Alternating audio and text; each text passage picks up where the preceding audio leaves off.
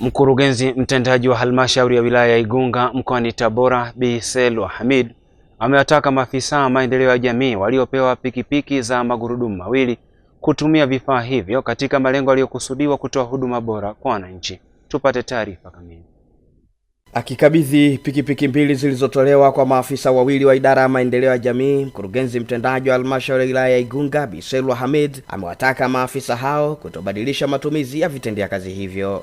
Niwapongeze, niendelee kuwapongeza, na naomba pikipiki hizi ziende zikafanye kile ambacho kilichoandaliwa kufanya.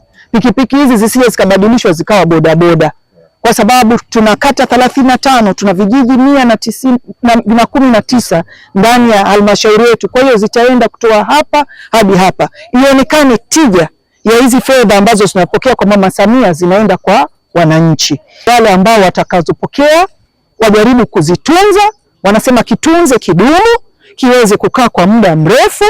Awali akiwasilisha taarifa ya namna ambavyo wamejibana kupata fedha za kununua pikipiki hizo, mkuu wa idara ya maendeleo ya jamii halmashauri ya wilaya ya Igunga, John Tesha, amesema zinakwenda kurahisisha utekelezaji wa majukumu kwa maafisa wa maendeleo ya jamii. Kwa sababu jamii itatoka kutembea kata kwa kata, kitongoji kwa kitongoji, akiwa na kitendea kazi.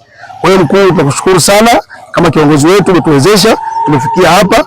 Tunaomba sasa leo tukabidhi pikipiki hizi, lakini baada ya hapo tunajipanga mwezi wa 7 kwenda mwezi wa 12 tutoe nyingine mbili. Naamini kila baada ya miezi 6 kama alivyoahidi, na utamaduni huu usife.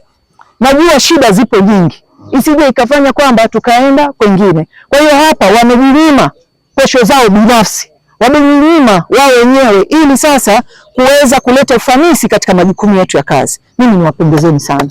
Kwa upande wao, maafisa maendeleo ya jamii waliokabidhiwa vitendea kazi hivyo wameahidi kuvitumia kuwafikia na kutoa huduma bora kwa wananchi. Chombo hichi nitaenda kufanyia shughuli mbalimbali ambazo zitakuwa za ofisi ya maendeleo ya jamii, pamoja na shughuli zingine ambazo mkurugenzi ataenda kuniagiza katika kufuatilia, kutembelea vikundi ambavyo vinapatiwa 10%, kusimamia miradi ya maendeleo, kufanya hamasa kwa wananchi katika kusimamia miradi ya maendeleo katika kuibua, ili tuwe na maendeleo endelevu. Wananchi watanufaika kwa sababu utakuwa ni rahisi kuweza kuwafikia na kuwapa huduma ambazo stahiki zimeagizwa na idara, lakini pia serikali kwa ujumla kutokana na maelekezo ya mkurugenzi. Kwa hiyo wananchi watanufaika kwa kiwango kikubwa. Huduma itakuwa imesogezwa karibu na tutakuwa tunaweza kuwafikia kwa urahisi.